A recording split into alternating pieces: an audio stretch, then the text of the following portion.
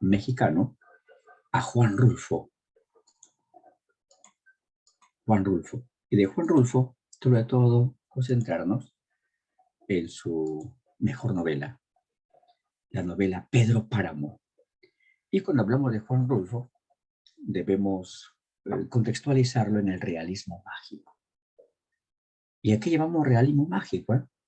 A aquella tendencia de la narrativa latinoamericana de los comienzos y mediados del siglo XX, que comenzaron a proponer dentro de los cuentos y novelas hechos imaginarios, fantásticos, pero que no eran fantasía pura del autor, sino más bien eran hechos fantásticos, pero basados en nuestras creencias en milagros, supersticiones, duendes, pistacos, almas, en fin.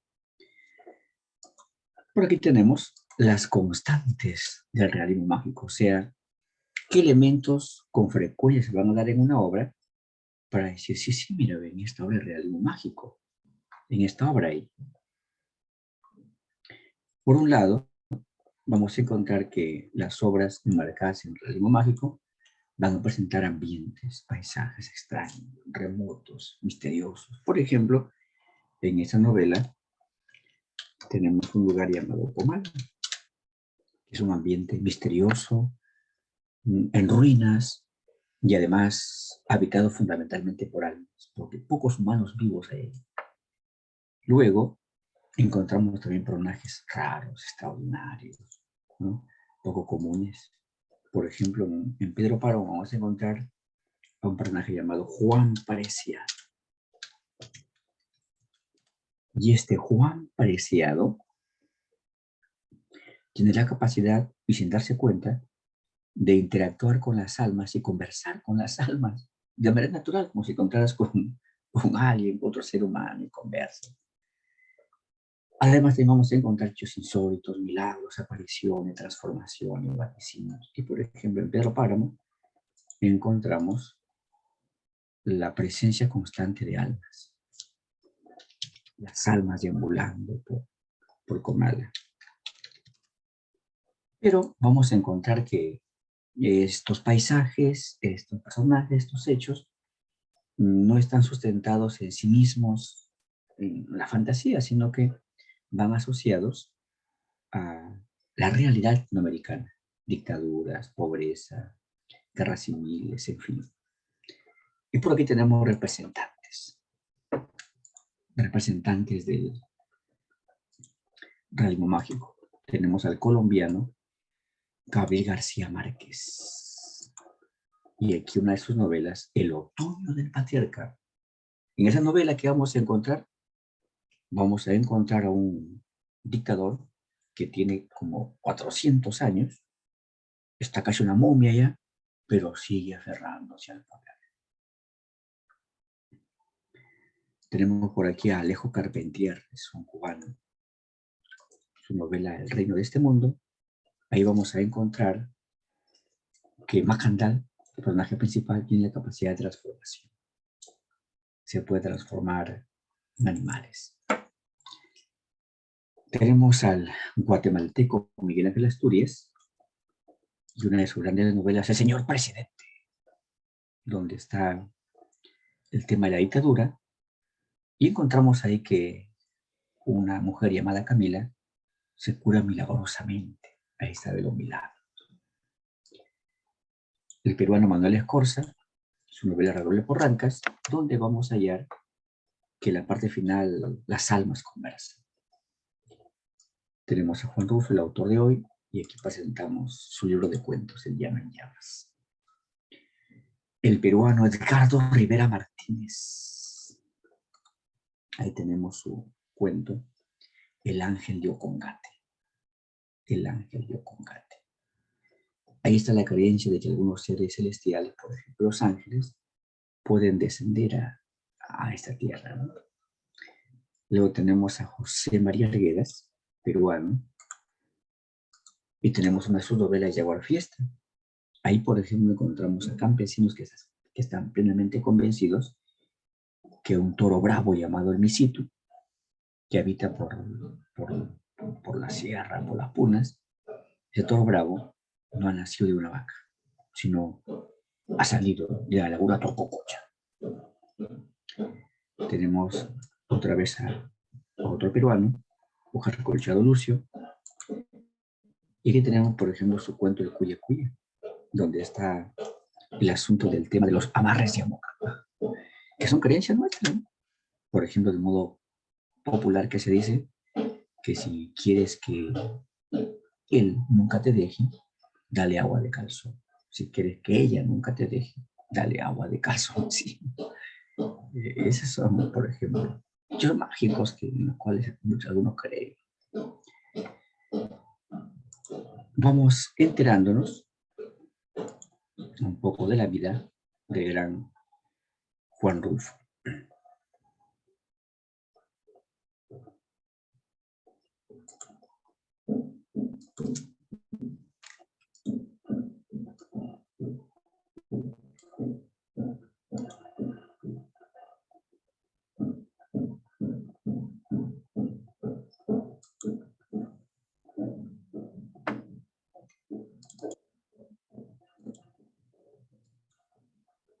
Por aquí nos concentramos para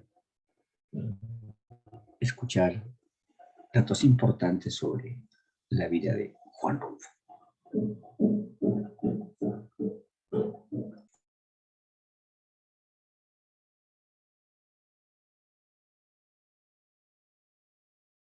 Hola, en esta ocasión voy a platicarte la vida, obra y datos interesantes de quien es considerado por muchos expertos el más importante escritor mexicano de todos los tiempos. Y mira que ha habido muchos. Hoy vamos a hablarte de Juan Rulfo. Juan Nepomuceno Carlos Pérez Rulfo Vizcaíno, mejor conocido como Juan Rulfo, nace un 16 de mayo de 1917 en Sayula, en el estado de Jalisco. Él pertenecía a una familia acomodada. Voy a dejarte algunos fragmentos de una entrevista que le realizan en los años 70 para que en sus propias palabras podamos comprender esto. Su abuelo paterno era abogado, creo. Era abogado. Era abogado. Y su abuelo materno, hacendado. Era hacendado, exactamente. Él sufre la pérdida a los 6 años de edad de su padre y de su abuelo, y de su madre a los 10 años de edad.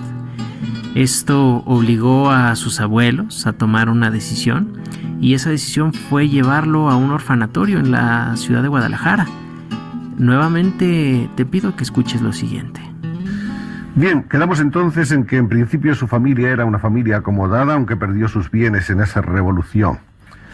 En los primeros meses de esa revolución, usted sufrió una pérdida terrible para un niño que fue la de su padre, ¿no? Sí. Fue mi abuelo y mi padre. Los dos. Los dos murieron en esa misma época. Sí, fueron dos golpes tremendos, ¿no? Sí. Y enseguida murió mi madre. Y entonces parece ser que tuvo que vivir durante un largo tiempo en un orfanato. En un orfanatorio, efectivamente. De ese orfanatorio, según usted ha confesado algunas veces, los recuerdos que tiene no son precisamente gratos. No. Usted ha dicho que era como un correccional. Era una correccional. ¿Sí?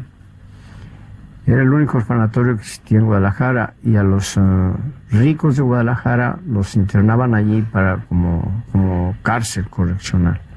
Nosotros que no éramos allí, veníamos de los pueblos, pues lo tomábamos todo como cosa natural, ¿no? Pero para muchas personas, sobre todo hijos de gente pudiente de Guadalajara, la forma de castigar a los hijos era metiéndolos a dicho orfanatorio. A ver si los enderezaban, ¿no? Sí. ¿Y en realidad usted cree que enderezaban algo ahí o...? Sí, era terrible. ¿Sí? La disciplina, el sistema era carcelario, se puede decir. Ahí, entre otras cosas, ¿qué recuerda usted que verdaderamente haya aprendido, que tenga que agradecer a esos años un tanto tristes? Bueno, lo único que aprendí fue a deprimirme, ¿no? Fue una de las épocas en que se me encontré yo más solo, ¿no? Y en donde conseguí un estado depresivo que todavía no se me puede curar, ¿no? Todavía no ha logrado usted remontarlo del todo. Exactamente, sí. Ya como joven, tendría unos 18 años, Juan Rulfo tenía la intención de ingresar a la Universidad de Guadalajara para emprender una preparación universitaria. Sin embargo, esto fue imposible porque estalló una huelga en dicha casa de estudios y entonces optó por trasladarse a la Ciudad de México. Aquí, ya en la Ciudad de México, asistió a diversos cursos en la Facultad de Filosofía y Ciencias de la UNAM y se convirtió en un gran conocedor de literatura, de antropología, de geografía, e hizo amistad con diversos intelectuales, colegas escritores, estudiantes, y empezó a publicar sus primeros cuentos, sus primeros ensayos, sus primeros trabajos. En estos años inicia el noviazgo con la que sería su esposa, su amada Clara Aparicio. Ellos se casaron en 1948 y el matrimonio residiría en la Ciudad de México prácticamente todo el tiempo. Conforme Juan Rulfo fue publicando más cuentos y más ensayos, en 1953 el Centro Mexicano de Escritores le otorgó una beca con la cual él terminó de escribir El Llano en Llamas, que es su primer gran obra, que se publicó en 1953 y que es una colección de 17 cuentos del entorno rural. Son cuentos muy crudos, de un lenguaje sencillo pero de una profundidad impresionante.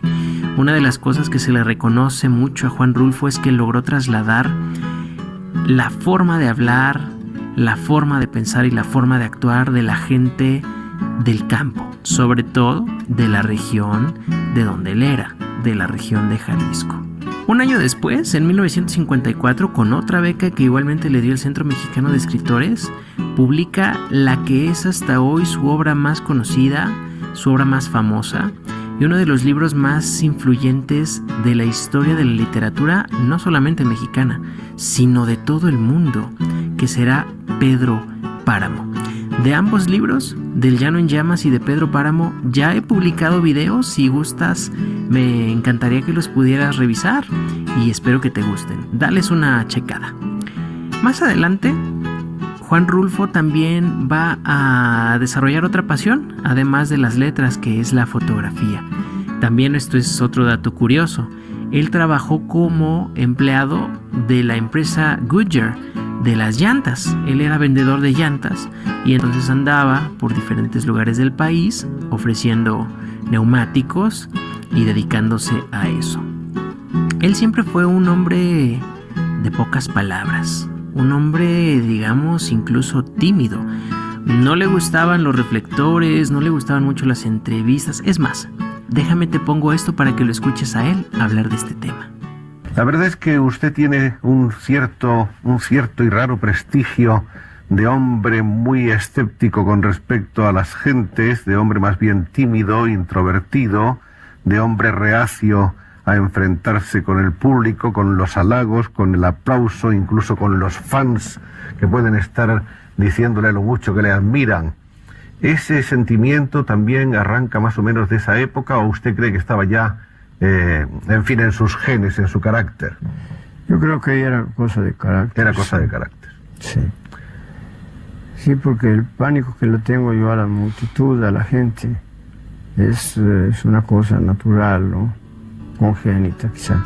Ya para 1958, Juan Rulfo termina el que sería su último libro, que se llamó El Gallo de Oro, que originalmente lo escribió para que fuera un guión para cine, y en realidad ya como libro se publicó casi hasta la década de los 80s. ¿Cuál es la importancia de Juan Rulfo? Déjame platicarte. Juan Rulfo es un autor que rompe los moldes en un sentido muy, muy concreto. Él mezcla la realidad con la fantasía. De hecho, se dice que Juan Rulfo es uno de los iniciadores de lo que más adelante sería el realismo mágico, que daría joyas como por ejemplo Gabriel García Márquez y todos estos autores que realizaron este tipo de trabajos. Juan Rulfo durante su vida recibió numerosos premios, aunque no era muy afecto, no le gustaba que lo estuvieran como que hostigando, pero dos de los premios muy importantes que recibió fue en 1970 el Premio Nacional de Literatura aquí en México y en 1983 el Premio Príncipe de Asturias, el premio más importante que entrega el Reino de España, también en el área de las letras. Al día de hoy son incontables las ediciones y las traducciones que se han hecho de sus obras. Yo te invitaría a que en un primer momento leas los cuentos del Llano en Llamas y ya más adelante, conforme vayas siendo un lector más experimentado, te tomes el tiempo y el trabajo y el estudio de leer Pedro Páramo. No significa que el Llano en Llamas sea una obra simple, pero sí quiero decirte que Pedro Páramo es una obra extremadamente compleja. Yo no te la recomiendo sino hasta que tengas unos 18 o 20 años. Es una obra que requiere mucho trabajo del lector, mucho estudio. Yo cuando la leí tuve que tomar muchísimas notas y regresarme, porque la magia de Pedro Páramo es que es una de las primeras novelas en la historia que no se desarrolla de forma lineal. Es decir, las historias, digamos, convencionales, pues tienen un inicio, después un desarrollo y después un desenlace o final. Esa es la estructura.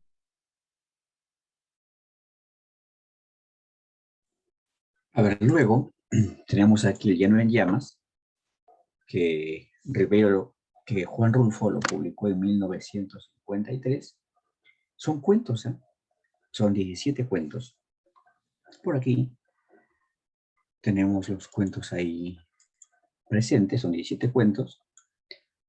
Y aprovechemos para comentar algunos y darnos cuenta que Juan Rulfo fue, digamos, ensayando en estos cuentos algunas técnicas y temas que después los ha de sintetizar de manera magistral en Pedro Páramo. Por ejemplo, tenemos por aquí el cuento Macario. En este cuento un loquito cuenta su vida. Entonces aquí encontramos como tema la locura. Y este loquito por momentos va delirando, va hablando solo, ¿no? Profundizando su psicología. O sea, es el monólogo interior.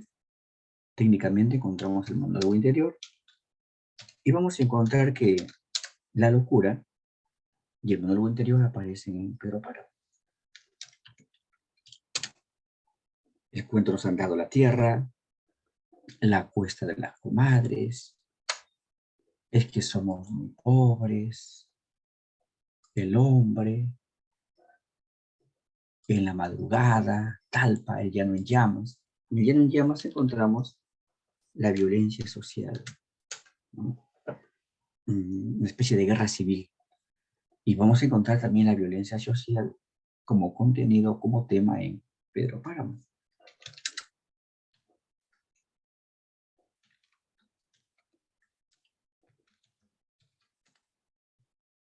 Tenemos por aquí el cuento, dile que no me maten, aquí está la venganza. Un oficial ha capturado a un viejo y ha ordenado que lo fusilen. ¿Por qué? Por venganza, porque este viejo hace mucho tiempo mató al papá del oficial. Encontramos la venganza. Y encontramos técnicamente que comienza con un conflicto, comienza con que el personaje está clamando temeroso. Me van a matar, no me maten, dile que no me maten. Y comienza técnicamente con la apertura inmediata. Vamos a encontrar que Pedro Páramo también comienza así con la apertura inmediata. Lubina es un pueblo fantasmal, un pueblo donde en el día sí podemos encontrar por allá, por acá humanos. En la noche todos los humanos se resguardan en sus casas y por la calle únicamente van deambulando almas. Encontramos aquí entonces el pueblo fantasmal. Podemos decir que Lubina es un anticipo de lo que después va a ser Comala.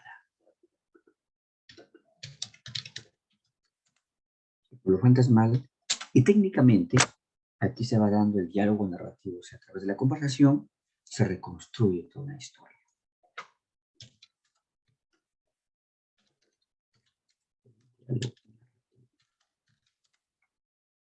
Encontramos también el cuento La noche que lo dejaron solo, Acuérdate, Anacleto Morones, No isla a los perros, La herencia de Matilde Arcángel, El día del derrumbe, Paso del Norte. En Anacleto Morones encontramos lo que es el pecado sexual, la lujuria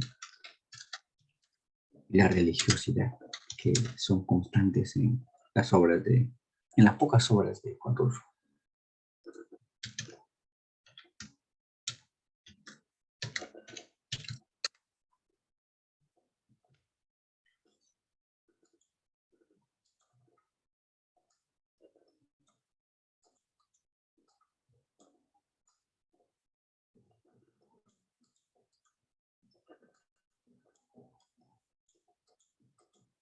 Y aquí tenemos ya a Pedro Páramo,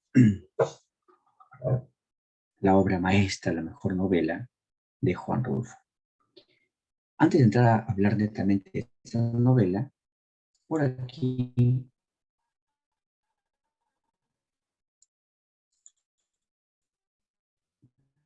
vamos con Rulfo y Pedro Páramo. Recordemos que todo autor lo que crea no es de la nada, es una, digamos, una reelaboración y un agregado de lo que ya existe. Uno va rescatando elementos previos y construye una nueva realidad ficticia que es la obra literaria. Tenemos a William Fuller, que en 1929 publicó su novela El sonido y la furia.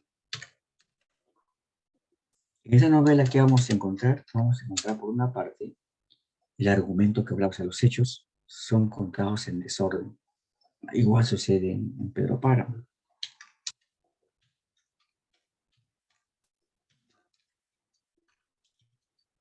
El argumento quebrado. Vamos a encontrar también que en esa novela hay narradores, primera persona, tercera. Contar una narración con diversos narradores es una técnica, la muestra espacial que también se presenta en Pedro Páramo.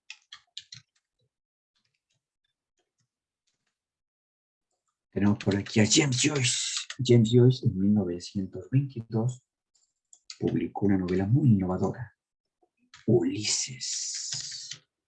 En esta obra hay diversas técnicas, entre ellas el monólogo interior.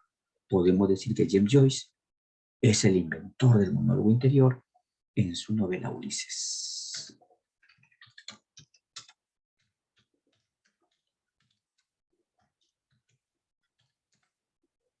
Tenemos a Marcel Proust, que en 1913 publicó la primera parte de su novela, En busca del tiempo perdido.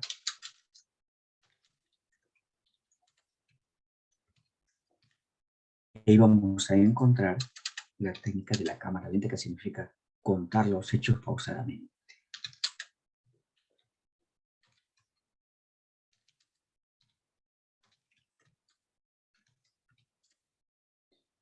Date cuenta de cómo Juan Rulfo va recogiendo técnicas de autores diversos y lo va sintetizando en una nueva realidad ficticia. Y también tiene influencia de Vallejo. Vallejo en 1923 publicó un conjunto de cuentos llamados Escalas, y ahí aparece el cuento Más allá de la vida y la muerte.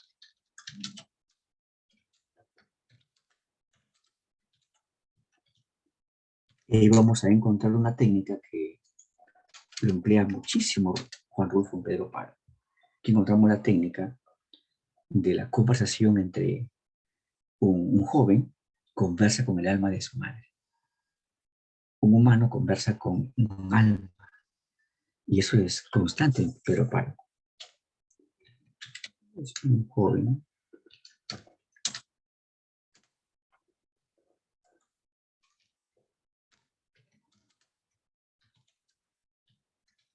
Dialoga.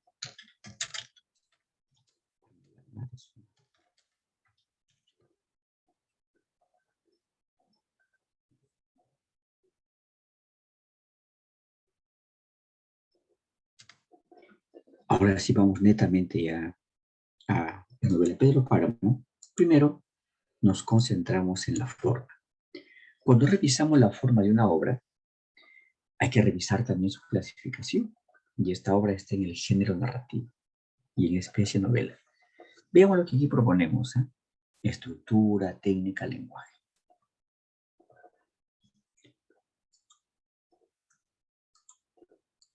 Vamos a encontrar que en esta novela hay 65 apartados. O sea, conjuntos de párrafos que desarrollan un contenido. Encontramos técnicas como, por ejemplo, la apertura inmediata. Sí, la obra comienza cuando Juan Preciado está rumbo a Comala para enfrentar a su padre.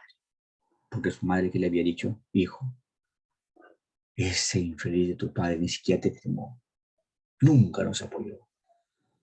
Pese a que la mitad de sus tierras me pertenecen. Hijo, el olvido en que nos tuvo, cóbraselo caro.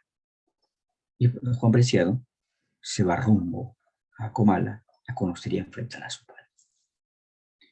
Encontramos también el argumento quebrado, porque los hechos no son contados en orden. Primero, por ejemplo, se cuenta la vida más de Juan Preciado y su muerte. Después se cuenta más la vida de Pedro Páramo del papá y la muerte del papá de Pedro Páramo, cuando lo común es primero contar la vida del padre o del hijo, porque esa es la secuencia lógica en el tiempo real y concreto en que vivimos. Encontramos también realismo mágico. La presencia de almas que interactúan con los humanos vivos o entre ellas es realismo mágico. Las almas. Hay también un monólogo interior.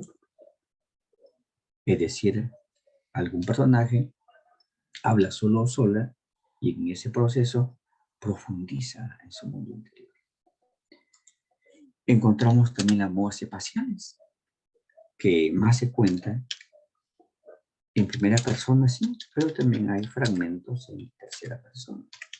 Están narradores y hacen el mismo nivel, uno más que otro, eso es las modas espaciales. Primera y tercera persona se usan en esta novela. Encontramos también el diálogo directo. También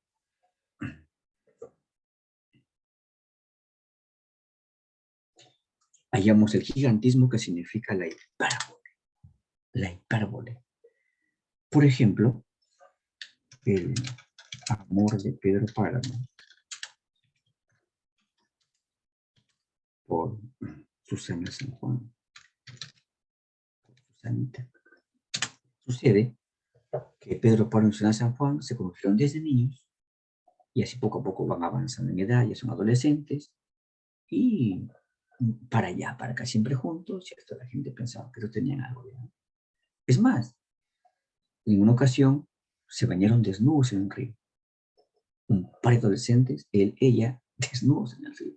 Pedro Páramo como que sobreentendió que acaso ella también está enamorada de él y que el amor se iba a dar poco a poco sin necesidad de forzarlo. Bueno, no fue cierto, porque ella en plena juventud se casa con Florencio y se fue. Pobre Pedro Páramo se dedica a hacer fortuna, es un hacendado poderoso con el paso del tiempo. Pasan como 30 años desde que se fue Susana y viene un campesino y le informa: don Pedro, ¿qué? Ya sé dónde está Susana San Juan. ¿Dónde está? Está en tal lugar. ¿Pero sabe qué? Está viuda. ¿Qué? ¿Murió su pobre? Sí. Dicen que ha muerto hace como 20 años su esposo. Y la pobre mujer está loca. No importa. Tráiganla. Yo me casaré con ella. Mi amor y mis cuidados la van a poner bien. Y la trajo. Y se casó con una loca. Al poco tiempo se murió Susanita, ¿no? Ya te cuenta qué tremendo amor, ¿no? Se desaparece como otro 30 años, después está loca y tú vas y te casas con ella. A nivel de lenguaje encontramos la oralidad. Oralidad significa contar la historia utilizando giros sintácticos y palabras propias del pueblo. Por ejemplo, Rulfo emplea palabras de mucha frecuencia en México, por ejemplo, mera, porquilla, letracito, pos, ansí y medio. Y además, sus párrafos manejan un lenguaje poético, una prosa poética. En este instante, vamos escuchando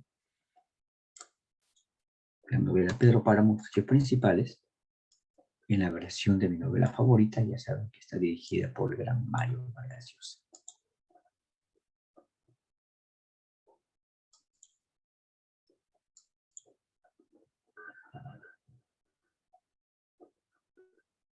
Ahora nos concentramos. Ahí va.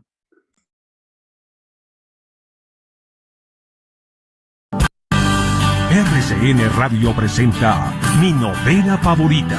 Una versión sonora de la esencia de las obras literarias patrimonio de la humanidad, seleccionadas y presentadas por Mario Vargas Llosa. Les habla Mario Vargas Llosa. Quiero compartir con ustedes una de mis novelas favoritas, Pedro Páramo, de Juan Rulfo. Juan Rulfo es uno de los casos más misteriosos de la literatura hispanoamericana. Nació en una pequeña aldea, Sayula, en el estado mexicano de Jalisco, en 1917, y en sus 69 años de vida publicó apenas 2 delgados libros, una colección de cuentos, El llano en llamas, que apareció en 1953, y la novela Pedro Páramo en 1955, 2 obras maestras que revolucionaron la literatura en lengua española y cuya importancia y prestigio no han hecho más que crecer en el medio siglo que llevan publicadas. Luego, el resto de la vida de Juan Rulfo transcurrió en el silencio, el demonio del alcohol, curas de desintoxicación y oscuros trabajos burocráticos. Durante muchos años anunció una novela, La Cordillera, de la que escribió apenas brevísimos fragmentos. El personaje, tímido, retraído, hosco a la publicidad y a la vida social, rara vez hablaba de literatura, y cuando lo hacía, no daba ni remotamente la impresión de estar dotado de la sabiduría y creatividad que mostró en sus relatos y en su única novela. Hubo en Rulfo 2 personas contradictorias: el autor de aquellas historias soberbiamente construidas, que había asimilado de manera astuta y sutil la lección de los grandes narradores, de Joyce a Faulkner, de Proust a Virginia Woolf, y de otro lado, el hombre humilde, provinciano, medio perdido y sonámbulo en la gran urbe y en la vida moderna, enfermo de nostalgia y soledad. Pedro Páramo es admirable por la vigorosa anécdota y la riqueza de su construcción. En ella desaparecen las fronteras que separan el pasado, el presente y el futuro, la realidad y la irrealidad.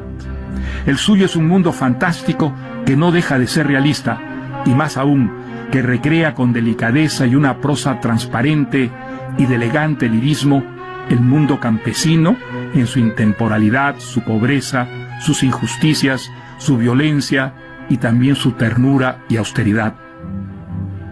Comala, donde ocurre Pedro Páramo, es sin embargo un mundo fantástico, porque todos sus habitantes están muertos o van muriendo en el curso de la historia, en la que confluyen muchas historias particulares, desde la del cacique y hombre fuerte local Pedro Páramo y su imposible romance con Susana San Juan, hasta la del joven Juan Preciado, que llega a Comala vivo en busca de su padre, y al descubrir que todos quienes lo rodean son fantasmas, se afantasma también ante los ojos del lector en una muda literaria que es la más vistosa, pero no la única, de las muchas transformaciones mágicas de esta novela.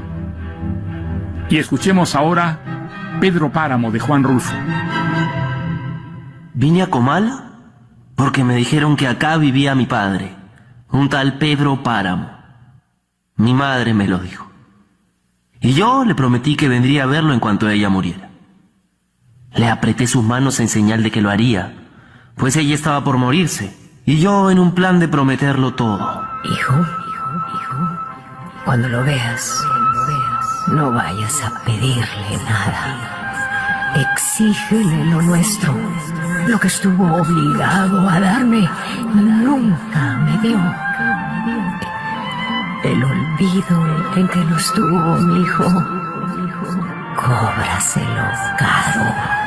Te lo prometo, madre. Pero no dejes de ir a visitarlo. Estoy segura de que le dará gusto conocerte. Así lo haré, madre. Así lo haré. Y de tanto decírselo, se lo seguí diciendo. Aún después de que a mis manos les costó trabajo zafarse de sus manos muertas. Pero no pensaba cumplir mi promesa. Hasta que comencé a soñar, a imaginarlo. Y surgió en mí la ilusión de conocer a ese Pedro Páramo, el marido de mi madre, y la tierra que ella tanto había amado. Por eso vine a Comala, Dorotea. Por eso fue. Señor,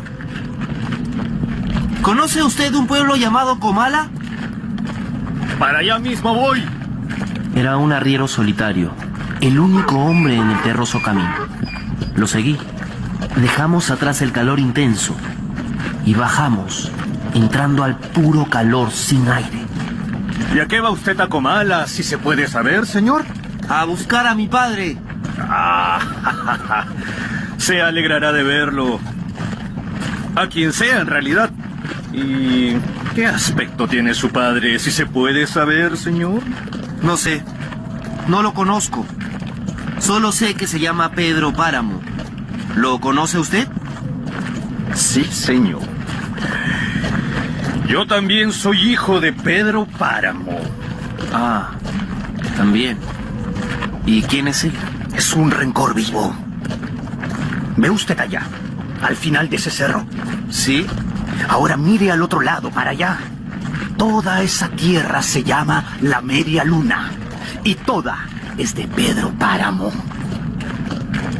Y uno que vienen a ser un petate. No pregunté más. Caminamos en silencio largo rato. El calor se hizo casi irrespirable. Bueno, yo voy para allá. Siga usted este camino, señor. Allá está Comala. ¿Dónde puedo conseguir hospedaje? Junto al puente. Busque a doña Eduviges Diada. Dígale que va de mi parte. Yo soy Abundio. ¿Abundio? Abundio Martínez, dígale. Muchas gracias, pero... Oiga, ese lugar parece desierto. Es que lo está. Aquí no vive nadie. ¿Cómo? ¿Y Pedro Páramo? Pedro Páramo murió hace años. Yo lo maté. Y el hombre se perdió en el camino, como si se hubiera esfumado. Llegué hasta el puente, respirando con dificultad. Me arrimé a la puerta de una casa, buscando sombra. Y en ese mismo instante, la puerta se abrió. Te estaba esperando. Era una anciana de ojos diminutos. Su cara era transparente, como si no tuviera sangre, y sus manos estaban marchitas y apretadas de arrugas. Llevaba un vestido blanco muy antiguo. Creo que se ha confundido, señora. A mí no me espera nadie. ¿Conoce usted a doña Eduviges? Soy yo. Y claro que te esperaba. Solo que Doloritas me avisó con tan poca anticipación que... ¿Quién le avisó? La Doloritas, tu madre. Pasa. ¿Cómo sabe su nombre? Pero eso... no puede ser, señora. Mi madre ha muerto. Con razón su voz se oía tan lejana. Éramos grandes amigas, tu madre y yo. ¿Nunca te habló de mí? No, señora. De usted supe por el arriero que me trajo hasta aquí. Un tal Abundio Martínez. Ay, el bueno de Abundio. Buen hombre era. Lástima que se quedara sordo. Este que conocí oía muy bien. Ha de ser otro entonces. Además, Abundio murió hace ya algún tiempo. ya debe estar muerto. ¿Te das cuenta? Este es tu dormitorio. Tu padre. Tuvo mucha suerte la Doloritas de atrapar al Pedro Páramo. Dicen que fue por unas deudas. ¿Cómo vamos con esas deudas, Fulgor? La más urgente es la de los Preciado, don Pedro. Es la más grande y la que menos hemos cumplido. Preciado tiene una hija, ¿verdad? Sí, don Pedro. La Dolores. Es una joven bonita, graciosa. Mira, Fulgor, mañana tú te vas donde los Preciado y pides la mano de Dolores. Don Pedro, ¿usted cree que vaya a aceptarme? Estoy un poco viejo, la verdad. La vas a pedir para mí, hombre. La quiero para que sea mi mujer. Dile que la boda será cuanto antes. Pero eso sí, Fulgor Sedano, déjale claro que los bienes del matrimonio serán mancomunados. O sea, mitad y mitad. De los dos. Esa es una gran idea, don Pedro. Gran idea. Además es bonita la muchacha. La quiero. Así fue. Por pagarse unas deudas, se casó con tu madre. La escuchaba y pensaba que esa anciana estaba loca. Pero la escuchaba. Me dejaba llevar como guiado por un sueño. Doña Eduviges, ¿sabe usted cómo fue que mi madre y yo ya no vivimos más con mi padre? Claro que lo sé. Éramos grandes amigas con la Doloritas, ya te dije. ¿Cuántas veces habrá oído tu madre sus malos reproches?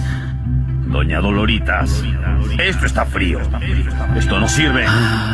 ¿Cuántas veces habrá sido? No, esto está mal preparado. Y aunque ella estaba acostumbrada a sufrir lo peor, sus ojos se fueron endureciendo.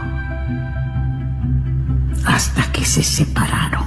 O mejor dicho, Pedro Páramo la botó.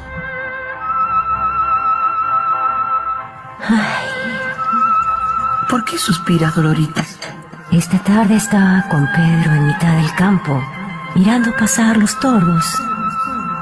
Él me hizo la misma pregunta. ¿Por qué suspira, Doloritas? Quisiera ser tordo para volar donde mi hermana. Pues no faltaba más, Doloritas. No faltaba más. Ahora mismo irá usted donde su hermana. ¿Qué dice? Que le preparen sus maletas, Doloritas. No faltaba más. Y así, hasta ahora que tu madre me avisó que vendrías a verme, no volvimos a saber más de ella. Esa noche, en casa de doña Eduviges, dormí con dificultad. Me despertaba agitado, rodeado de esa incómoda oscuridad y ese calor sofocante.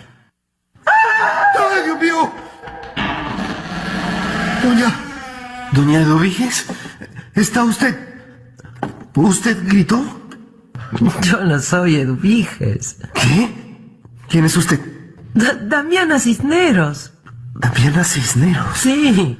Mi madre me habló de una Damiana que me cuidó desde recién nacido. Esa fui yo. Me dijeron que estabas aquí y vine a ofrecerte posada en mi casa para que duermas tranquilo. Ese grito, el que me despertó. Debió ser un grito encerrado en este cuarto, nada más. Aquí ahorcaron a una mujer hace unos años. Nadie entra aquí desde entonces. Ni siquiera existe una llave para esta habitación. No sé cómo has podido entrar. Doña Eduviges me abrió.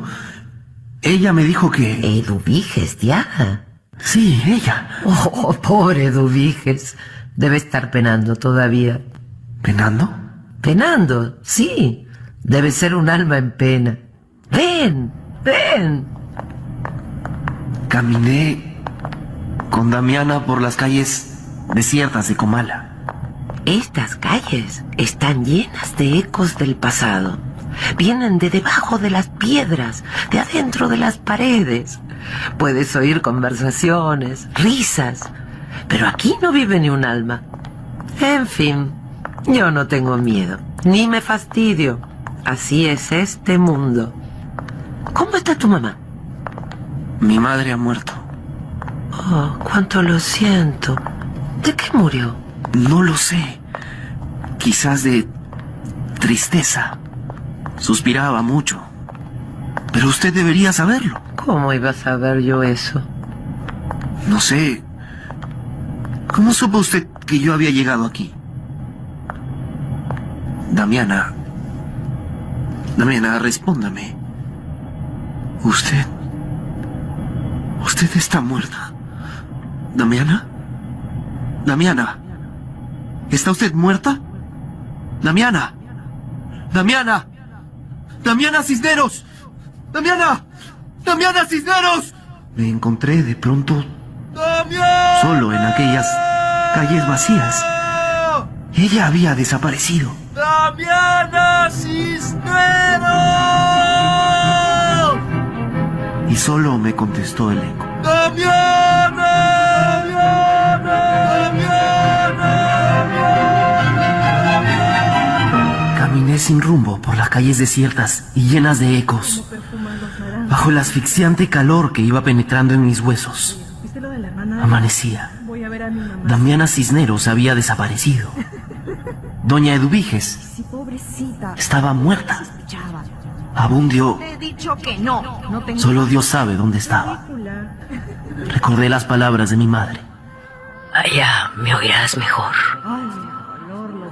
Estaré más cerca de ti. Encontrarás más cercana la voz de mi recuerdo que la de mi muerte. Si es que alguna vez la muerte ha tenido voz. Yo iba sin rumbo, mirando las tierras de la media luna hasta el horizonte, buscando a alguien que estuviera vivo. El paisaje era yermo, desolador. Te he dicho que no. ¡Hey! ¡Hay alguien ahí! 2 días más tardará la lluvia.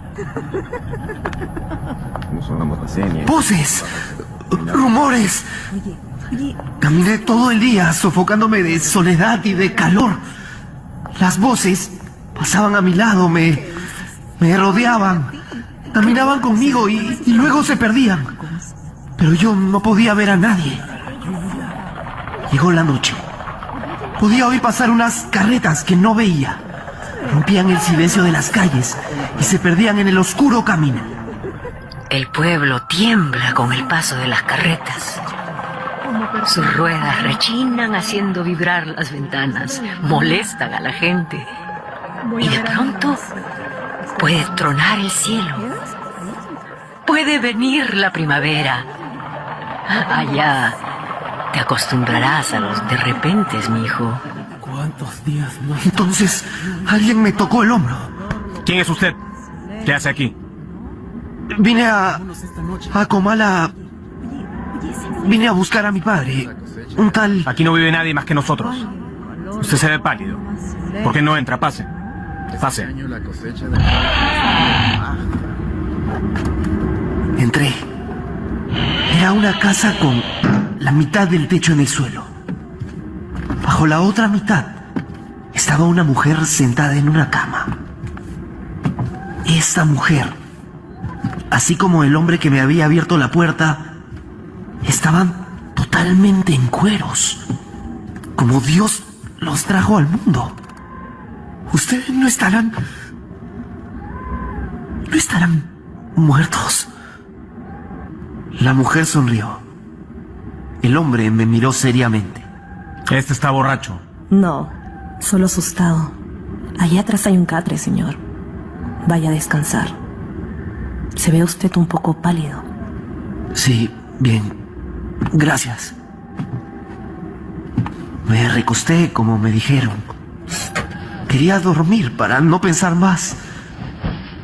Con los ojos cerrados, mientras luchaba por el sueño, podía escucharlos. Donis, ¿quién será ese? No lo sé. ¿Qué habrá venido a hacer aquí? No lo sé. Dejé de escuchar y me sumergí en un sueño profundo. Y soñé. Esperé 30 años a que regresara Susana. Esperé tenerlo todo. Tú, mi compañerita de juegos, mi amor de la infancia. Tú siempre fuiste todo para mí. ¿Cuántas veces invité a tu padre a que volviera, diciéndole que yo lo necesitaba? Hasta con engaños lo quise traer. Con tal de volverte a ver, le ofrecí hacerlo administrador. ¿Y qué me contestó? Nada. El mandadero siempre me decía: no los encuentro, don Pedro. Me dicen que salieron del pueblo, don Pedro. Hasta que un día los encontré. Por eso te conseguí, mi Susanita. Sentí que se abría el cielo. Tuve ánimos de correr hacia ti, de rodearte de alegría, de llorar. Y lloré, Susana, cuando supe que por fin regresarías. Me desperté sobresaltado. Habría soñado con mi... Ya era pasado el mediodía. Miré alrededor. Donis y su mujer habían desaparecido. Me recosté nuevamente en la cama. Entre sueños, sentí que alguien entraba. Entreabrí un ojo.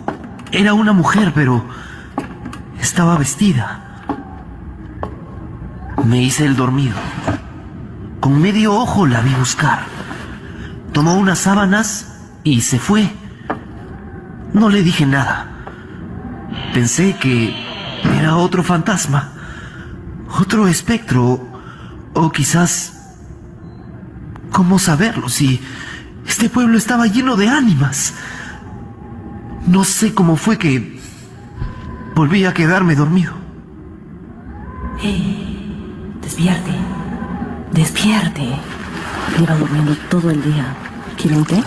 No se preocupe. Pero dígame, ¿cómo sale uno de aquí? Depende de a dónde quiera llegar. Hay muchos caminos. ¿Hacia dónde fue su marido? No es mi marido. Es mi hermano. ¿Su hermano? Lo sé, lo sé. Siempre nos juzgaron porque vivimos en pecado. Pero él es todo lo que tengo, todo lo que conozco. O al menos lo era. Este pueblo está lleno de ánimas. Aquí solo hay espíritus que nunca alcanzaron el perdón de Dios. ¿Hacia dónde dijo que iba usted? Quiero regresar, quiero volver a Sayula. Ah, Sayula. Dicen que ahí vive mucha gente. Como en todos lados. Menos aquí. ¿Hace cuánto tiempo viven? ¿Están ustedes en Comala? Aquí nacimos. Entonces usted debe haber conocido a Dolores Preciado. Yo no. Donnie seguramente sí. Yo no conozco a nadie. Nunca salgo. Desde que él me hizo su mujer. Y ahora, Donnie no volverá más. Lo sé. Dijo que iba por un becerro. Pero esta vez no piensa volver. No va a regresar. Quizás cuando usted llegó, él se ha sentido libre para dejarme. Pues sabe que usted me cuidará. No, seguro que va a volver. Seguro que no. Y yo no puedo dormir sola. No tema. Seguro vendrá. Y si lo que más le preocupa son las ánimas, pues esta tarde sentí entrar a una mujer. Entró y movió unas telas y... Esa era mi hermana. Nuestra hermana. Le dije que pasara a recoger unas sábanas. Se las he cambiado por un poco de cecina, para que usted pueda comer algo mientras está aquí conmigo. Bueno, muchas gracias. Me quedaré aquí, en este mismo rincón, señora. En el catre que buenamente me han prestado usted y su hermano. Si algo se les ofrece, avísenme. Pero si Donnie no volverá, ya se lo dije. Se lo noté en los ojos. Estaba esperando que alguien viniera para poder irse. Ahora usted se encargará de cuidarme. Venga. Venga. Venga a dormir aquí conmigo. Aquí estoy bien. Es mejor que suba a mi cama. En el catre lo comerán los chinches. Y entonces fui y me acosté junto a ella. Cerca de la medianoche, el calor y el sudor me hicieron despertar. Entonces vi el cuerpo de aquella mujer convertido en tierra, envuelto en costras de tierra, desbaratándose como si se estuviera derritiendo en un charco de lodo. Yo me sentía nadar en el sudor que chorreaba de ella y me faltó el aire que se necesita para respirar. Entonces me levanté. La mujer dormía.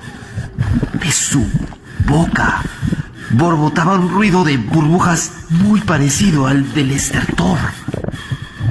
Salí a la calle para buscar aire, pero no encontré más que ese calor asfixiante, ese bochorno insoportable que no se despegaba de mí. Con cada paso que daba, me iba convenciendo más de que ahí en Comala no había ni una sola gota de agua. No podía respirar. Tenía que sorber el aire mismo que salía de mi boca, sosteniéndolo con las manos antes de que se me fuera. Lo sentía ir y venir, cada vez menos, hasta que se hizo tan delgado que se filtró entre mis dedos. Para siempre. Para siempre. Tengo memoria de haber visto algo así, como nubes espumosas haciendo remolinos sobre mi cabeza. Y luego recuerdos de enjuagarme con aquella misma espuma y de perderme en su nublazón. Y eso fue todo, Dorotea. Fue lo último que vi antes de cerrar los ojos definitivamente, antes de llegar hasta aquí. Ya no como Juan Preciado el vivo, sino como una más de las almas perdidas de este pueblo fantasma. Así fue que morí, Dorotea. Así nomás fue. ¿Me estás diciendo que te mató el ahogo, Juan Preciado? Yo te encontré en la plaza, lejos de la casa de Donis, y junto a mí también estaba él. Con Donis te arrastramos a la sombra del portal. Estabas tieso, con esa cara que tienen los muertos que mueren de miedo. Tienes razón, Dorotea. En realidad, no me mató el ahogo. Me mataron los fantasmas. Todo ese miedo que ya se me venía juntando desde que llegué. ¿Pero por qué caminaste hasta la plaza? Me tentó el bullicio. Creí que de verdad había gente. Yo ya no estaba en mis cabales. Me fui apoyando en las paredes, como si caminara con las manos. Y los muros destilaban murmuras que se filtraban entre las grietas. Me apartaba de las paredes para no oír, pero las voces me seguían, como si vinieran conmigo. Pobre muchacho. Empecé a sentir frío. Se me erizó la piel. Quise regresar para encontrar ese calor ahogado que sentía antes. Pero me di cuenta de que el frío salía de mí, de mi propia sangre. Tranquilo, ya pasó. Donis volvió, me dices. Su mujer estaba segura de que jamás volvería. Él no pasó la noche con su mujer. Tú sí. Venía no sé de dónde, no le pregunté. ¿Qué pasó cuando llegaste a la plaza? Termina el cuento, pues. Pues Nada. Que no había nadie, aunque yo seguía oyendo ese murmullo como de día de mercado. Ya no di un paso más. Y entonces distinguí unas palabras casi vacías de ruido.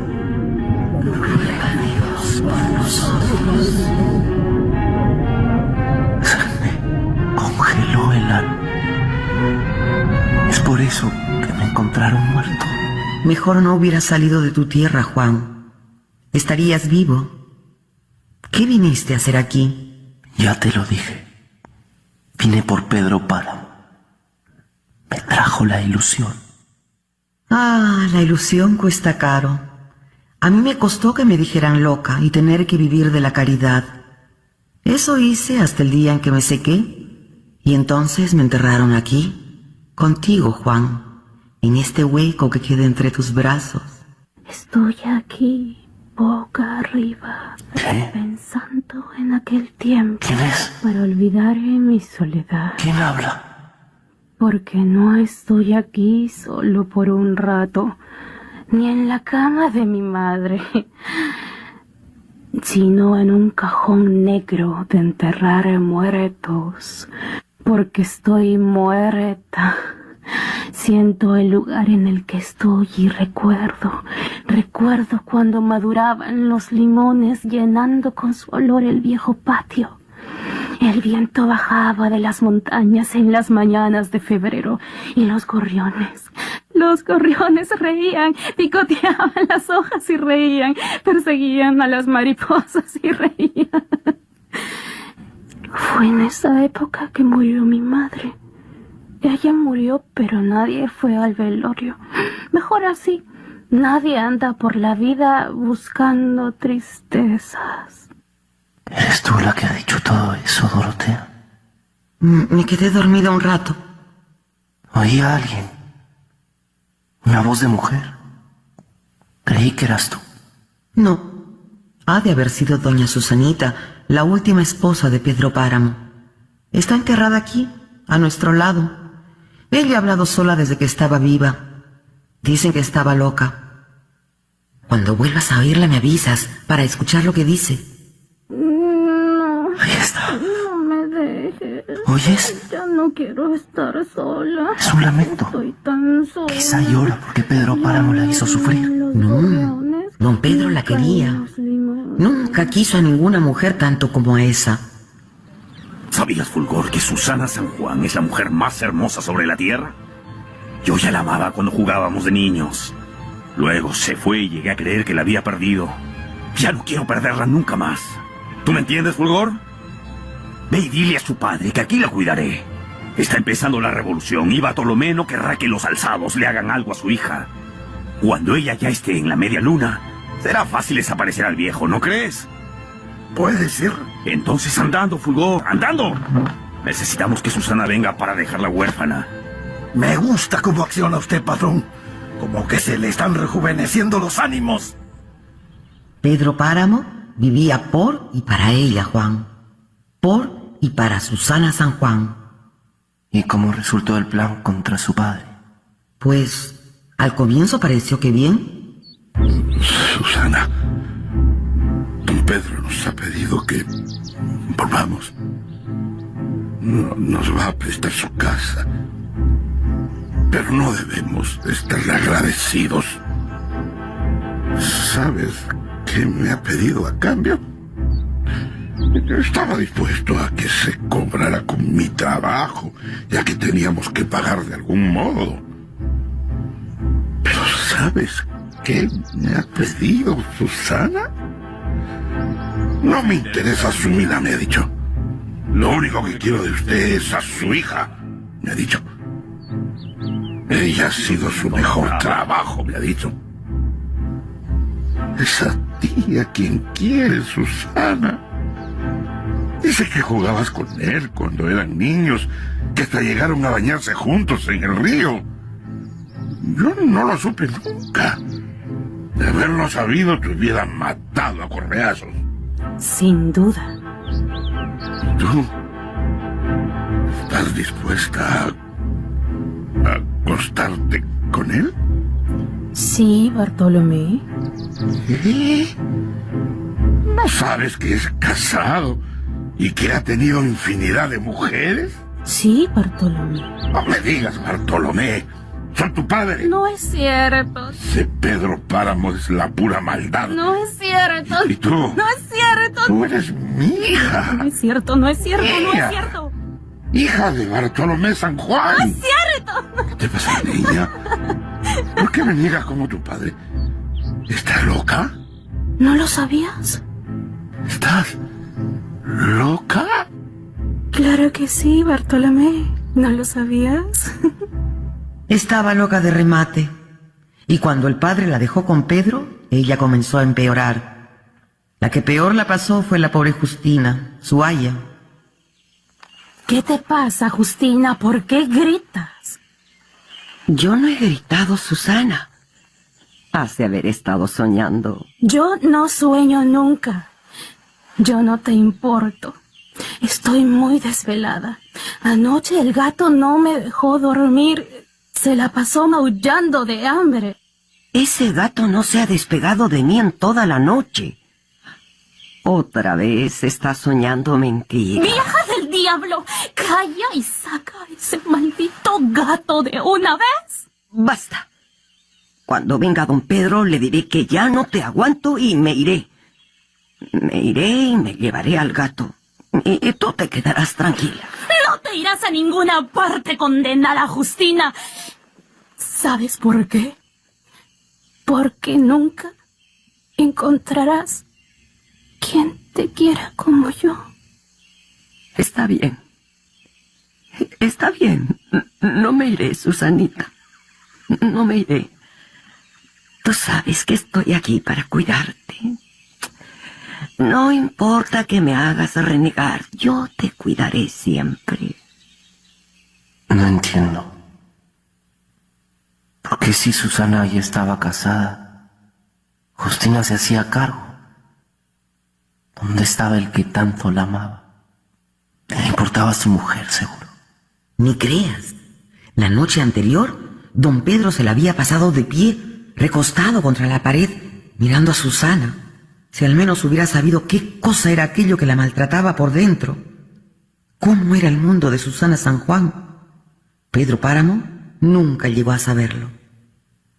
Pasaban los días y Susana siempre en su cama, desnuda, soñando y sufriendo, encerrada en sus delirios. Y una noche se incorporó en la cama y preguntó: ¿Bartolomé San Juan? ¿Eres tú? ¿Eres tú, Bartolomé? ¡Justina! ¡Justina! ¿Qué pasa, Susanita? Otra vez ha venido ese gato. Ay, no, pobrecita Susana. Pobrecita mi niña. ¿Por qué lloras? No llores. Le diré a Pedro Páramo que tú eres buena conmigo. No le contaré nada de los sustos que me da tu gato. No te pongas así, Justina. Es que tu padre, don Bartolomé, ha muerto, Susana. Antenoche murió. Y hoy han venido a decir que no lo han podido traer, que ya lo enterraron. Entonces es verdad. Era él. Viniste a despedirte de mí, Bartolomé. Supe que eras tú. Eras tú. Yo supe que eras tú. Susana, ¿qué dices, Susana? ¿De qué hablas? Dios mío. ¡Ayuda! ¡Ayuda! Creo que fue en ese momento que Justina lo supo, pero sobre todo que Susana lo supo. Supieron ambas que la locura estaba llegando a su fin. Supieron que pronto, muy pronto, Susana San Juan también se habría de morir. ¿Qué pasó con Susana? ¿Cómo fue que murió? Eso fue... Justina, ¿cómo está la señora? Mal, don Pedro. ¿Se queja mucho? No, señor. No se queja de nada. pero dicen que los muertos tampoco se quejan. La señora está perdida para todos. ¿No ha venido a verla el padre Rentería? Sí, anoche la confesó. Hoy debía haberla comulgado, pero la pobre no debe estar en gracia, porque el padre no ha traído la comunión. ¿En gracia de quién? De Dios, señor. No seas tonta, Justina. Como usted diga, señor. Dicen que Pedro Páramo abrió la puerta y estuvo parado junto a ella, dejando que un rayo de luz cayera sobre su amada Susana San Juan. Vio sus ojos apretados, igual que cuando se siente un dolor interno. Don Pedro también vio la desnudez de su cuerpo, que comenzó a retorcerse en convulsiones. Susana, Susana. ¿Y qué pasa? Viene el padre Rentería a darte... Ay, ¿me va a confesar otra vez? ¿Por qué otra vez? No viene a confesarte, sino a prepararte. ¿Ya me voy a morir? Bueno, si es que me voy a morir, ¿por qué no me dejan en paz? Tengo ganas de descansar. Seguro traen al padre Rentería para que me hable hasta que se me vaya el sueño. Justina, hazme el favor de irte a llorar a otra parte. Los que la vieron dicen que después Susana sintió que la cabeza se le clavaba en el vientre. Trató de separar su vientre de su cabeza, de hacer a un lado ese vientre que le apretaba los ojos y le cortaba la respiración, pero su cabeza cada vez se hundía más, como si se estuviera hundiendo en la noche. Así fue como murió doña Susana, dicen. Seguro que aquella noche el tal Pedro Páramo lloró. Mucho más que eso, Juan Preciado. Mucho más. Al alba, la gente fue despertada por un repique de campanas. Comenzó con la campana mayor y siguieron las demás, pero después no paró. De día y de noche, las campanas siguieron tocando, todas por igual, cada vez con más fuerza, hasta que aquello se convirtió en un lamento de campanas al viento. A los 3 días todos estaban sordos, pero las campanas seguían repicando, algunas ya cascadas, con un sonar como hueco, como de cántaro. Tanto siguieron sonando las campanas que comenzó a llegar gente a Comala, gente de otros rumbos, traída por el repique que no paraba. Llegaban primero solo de mirones, luego ya, con la multitud, apareció el entusiasmo, y poco a poco la cosa se convirtió en fiesta. Comala hormigueó de gente, de jolgorio y de ruidos. Poco a poco las campanas dejaron de repicar, pero la fiesta siguió. No hubo modo de hacer comprender a la gente que se trataba de días de duelo. No hubo modo de hacer que se fueran. No, por el contrario, siguieron llegando más. Enterraron a Susana San Juan allí en la media luna, pero de tanta fiesta que había, pocos en Comala se enteraron. Después de todo eso, a don Pedro le dio por no salir de su casa, y fue por entonces que juró vengarse de Comala. Me cruzaré de brazos, y Comala se morirá de hambre. ¿De qué me hablas? ¿Estás diciendo que este pueblo se murió porque murió Susana San Juan? ¿Algo así? Hace mucho que te fuiste, Susana. La luz era igual que la de ahora, solo que no tan colorada. Pero era la misma luz sin lumbre, envuelta en este paño blanco de neblina. Y yo aquí, junto a la puerta, mirando el amanecer y mirándote cuando te ibas, siguiendo el camino del cielo. Yo te llamé, te dije: regresa, Susana, regresa. Pedro Páramo seguía moviendo los labios. Sus susurrando palabras. A esa misma hora, Abundio Martínez, el arriero, entraba a la tienda de doña Inés. ¿El arriero que me trajo a Comala? Él mismo. Entró a la tienda de doña Inés. ¿Qué te trae por aquí tan de mañana? Deme un cuartillo de alcohol, doña, que estoy necesitado. ¿Se te volvió a desmayar la refugio? Ya se me murió, doña Inés. Oh. Ya se me murió. Fue anoche. Y vendiendo mi burro conseguí que se me curara. ¿Pero qué me dices? Con razón que me olía muerto. ¿Ya van llegando los invitados al velorio? Ninguno, señora. Para eso quiero el alcohol, para curarme la pena. ¿Lo quieres puro? Sí, madrecita Inés. Para emborracharme más pronto. Y démelo rápido, por favor, que llevo prisa. Ay, te haré precio especial por ser para ti, Abundio. Pero le dices una cosa a la difuntita. Le dices que yo siempre la aprecié y que ella cuando llega a la gloria, pues que me tome en cuenta. Ya, señora. Te lo prometo. Deme 3 botellitas más. Me las llevaré para beber junto a la difuntita. Junto a mi cuca. Vete, pues. Las 2 últimas te las regalo. Pero que no se te olvide darle mi encargo a tu mujer y díselo antes de que se acabe de enfriar.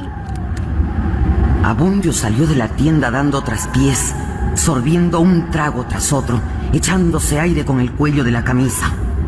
Trató de irse derecho a su casa, pero torció el camino y acabó yendo a la media luna. Damiana, anda a ver qué quieres ese hombre que viene por el camino. Abundio siguió avanzando. Sentía que la tierra le daba vueltas y que se le escapaba de los pies, hasta que llegó frente a don Pedro Páramo. Tenía un cuchillo en la mano. Deme una caridad para enterrar a mi mujer. Dios mío. Yo solo... De las acechanzas del enemigo malo. Solo vengo señor. por una ayudita para enterrar a mi muerta. Váyase, váyase, demonio. Quiero una ayudita. No, no te doy. Nada. Tiene un cuchillo. Suelte ese cuchillo, mal hombre. Una ayudita nomás. Nada. Señor don Pedro. Sí. Mi refugio. Mi cuca. Mi mujer se me ha muerto. Eso. Y eso que había vendido los burros. Eso. Vete, no demonio. me niegue una ayudita, Lárgate por de aquí, favor. borracho, asesino. Están matando a don Pedro. Abundio escuchaba los gritos de Damiana como si vinieran de muy lejos. Él no podía ver el cuchillo que tenía en su mano. No entendía lo que le decían. Y pensó en su mujer y se fue sobre Damiana. ¡Ayúdenme! ¡Denme algo! De lejos aparecieron unos hombres que bien pronto estuvieron sobre Abundio, que aún tenía el cuchillo lleno de sangre. Levantaron a Damiana del suelo y la metieron a la casa. ¿Usted no le han hecho nada, patrón? No. Estoy bien. Estoy bien. No habían visto las heridas de muerte bajo la manta de Pedro Páramo. Se había dejado matar. Se dejó matar. Se llevaron a Abundio para Comala. En el camino se hizo a un lado y vomitó eternamente una cosa amarilla. Entonces le comenzó a arder la cabeza y sintió la lengua trabada. Estoy borracho. Allá atrás, Pedro Páramo, sentado en su silla, lleno de sangre por debajo de su manta, miró a esos hombres que se iban hacia el pueblo. Sintió que su mano izquierda quería levantarse, pero se le caía muerta sobre la rodilla. Quiso levantarse, pero sus piernas lo retuvieron como si fueran de piedra.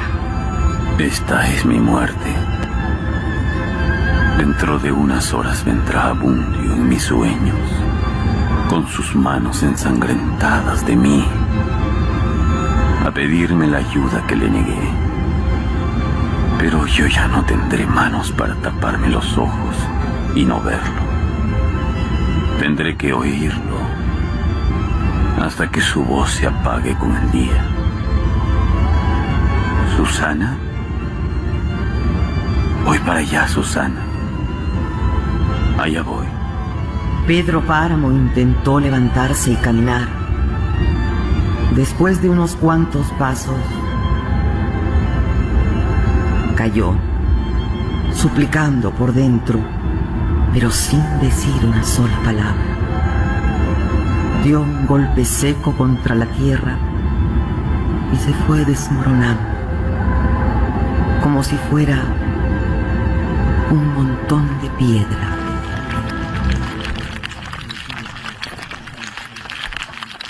Hemos escuchado Pedro Páramo, una de mis novelas favoritas. Estuvo con ustedes Mario Vargas Llosa.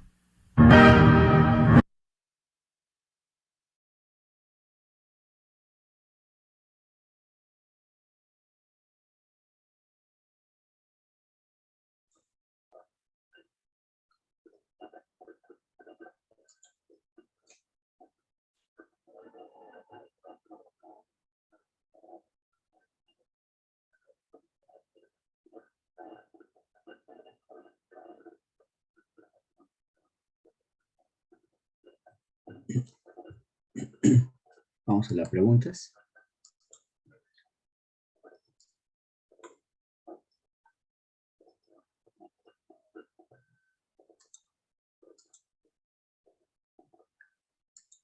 Sobre Dolores Preciado. Ella y su hermana Matilde eran dueñas del rancho de medio, sí. Fulgor Sedano la pidió en matrimonio para Pedro Páramo, correcto. Su unigénito no fue firmado por su progenitor. Claro, su hijo, su único hijo, o sea, nos referimos a Juan Preciado. Se separa de Pedro Páramo, si todo es en Colima, si muere en la media luna, no. Quien muere en la media luna fue Susana San Juan. 1, la C. 2, respecto a Abundio Martínez. Fue parricida, claro, mató a su padre Pedro Páramo. Su esposa era refugio, sí. Mató a cuchillazos a un latifundista, sí. El latifundista era Pedro Páramo, su padre.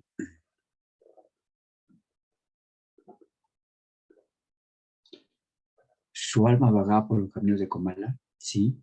Claro, odiaba a su padre hasta después de muerto, ¿no? Dice, mi padre es un recorrido. O sea, todas. 2, la D.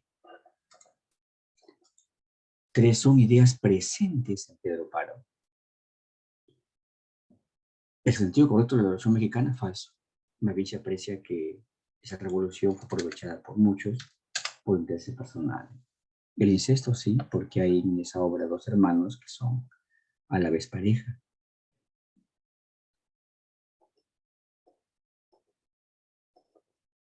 La religiosidad, también. La insania significa locura. La venganza, sí. 2, 3, 4, 5. 3, la C. 4. Mire usted, me dice el río. Deteniéndose. Ve aquella loma que parece vejiga de puerco. Pues detrásito de ella está la media luna. Ahora volteé para allá. Ve la ceja de aquel cerro. Ahora volteé para este otro rumbo. Ve la otra ceja que casi no se ve de lo lejos. Bueno, pues esa es la media luna. Como quien dice, toda la tierra que se puede abarcar con la mirada. Y es de él todo ese terrenal. El caso es que nuestras madres nos malparieron en un petate.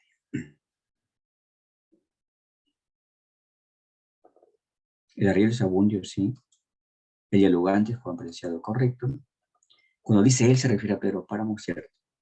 Cuando dice nos malparieron en un petate se refiere a que fue responsable Pedro Páramo, que de tantos hijos que tuvo, solamente reconoció a uno.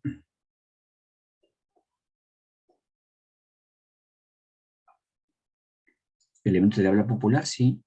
Por ejemplo, ahí se volteé, detrásito, o sea, la de todas. 4, la de.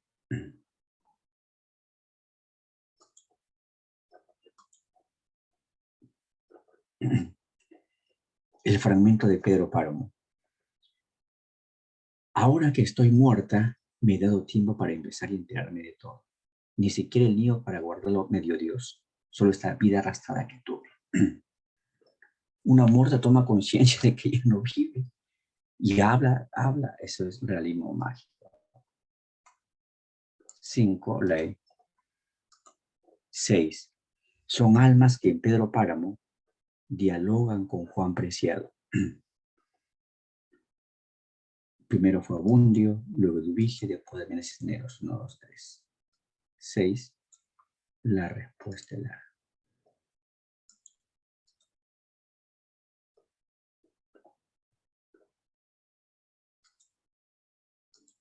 Siete corresponden a Pedro Páramo.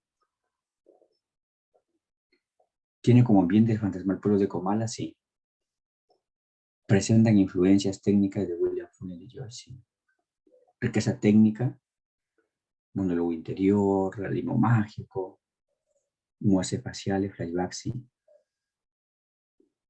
Refleja los temas constantes de Rulfo. La religión y la muerte, sí, todas. Hay violencia, pecados, esperanzas. 7, la E. 8. Juan Preciado finaliza con los siguientes hechos. Primero, inicia y finaliza. Juan Preciado va en busca de su padre y se entera que ya había muerto. Luego que Pedro Páramo muere asesinado por su hijo no reconocido por Abundio. 2 y 4. 8, la C. 9. Hijo más querido de Pedro Páramo. Era lujurioso, violador, Miguel Páramo. 9, la E. 10. Ideas presentes en Pedro Páramo. Gamonalismo, sí. Gamonalismo correcto. O sea, hacendados, Pedro Páramo hacendado. La lujuria, sí. La paternidad irresponsable. Pedro Páramo, el amor, por ejemplo, de Pedro Páramo, Susana San Juan o de Susana Florencia. El ultraje sexual, sí. Miguel Páramo viola a Anita. Todas. 10. La 11. Un hecho no corresponde a Pedro Páramo. La E. Toribio Aldrete no se suicidó. Eso hicieron creer a la gente. Lo mandó a ahorcar Pedro Páramo para quedarse con sus tierras. 11, la E. 12. Rasgos formales de Pedro Páramo. Episodios silvanados no, porque episodios silvanados es como decir linealidad. Modas espaciales sí. Modas espaciales significa la mezcla de narradores, primera y tercera persona, rayo mayor también, número interior, hay recuerdo breve, flashback, 2, 3, 4, 5. 12, la C. 13. Cuento de Rulfo donde el narrador es un oráculo, un loco. El cuento Macario. 13, la C. 14. Sobre el personaje Rentería. Rentería viene a ser el sacerdote que aparece en la novela Pedro Páramo.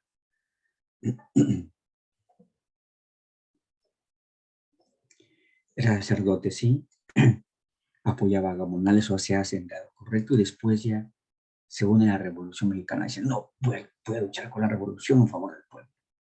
Acuchillaron a latifundistas, no, ese fue Abundio Martínez. El hermano era el tío de Anita. Anita fue violada por Miguel Páramo. 1, 2, 3, la E. 14, la E. 15. En Pedro Páramo se aprecia. Parricidio, sí. Abundio mata a su padre Pedro Páramo. Gamonalismo, o sea, haciendas, correcto. Lujuria, sí. Incesto, recuerden que 2 hermanos, dones y su hermana, que son pareja. Cristianismo, sí. O sea, todas. 15, la E. 16. Sobre San Juan. Su padre era Bartolomé, sí. Se casó con Florencio, correcto. Su mamá murió tuberculosa. Claro, fue encontrada por Pedro Páramo después de 30 años. Era cuidada por Justina Díaz, sí. Todas. Entonces no olvidemos que en esta novela hay una pareja, ¿ya? Hermanos y a la vez esposos, ¿eh? Donis y su hermana. Eran hermanos de padre y madre. Recuerden, incesto significa sexo entre familiares. Vamos a pasar a PDF de diapositivas y les enviamos por el chat, jóvenes. Esperen un momentito.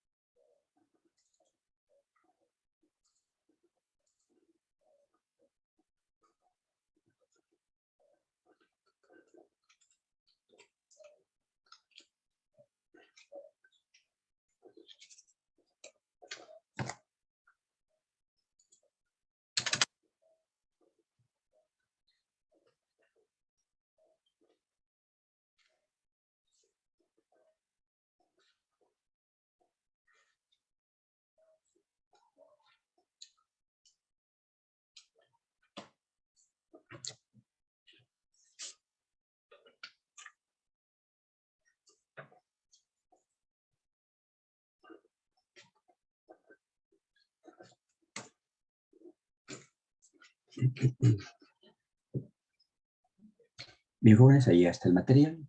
Lo bajan y lo comparten con sus compañeros. Bien, jóvenes, cuídense mucho. De este modo culminamos con el gran Juan Rulfo y su novela Pedro Páramo. Hasta pronto, jóvenes, cuídense mucho. Hasta luego, profesor. Gracias, Cuídese. profesor. Hasta luego.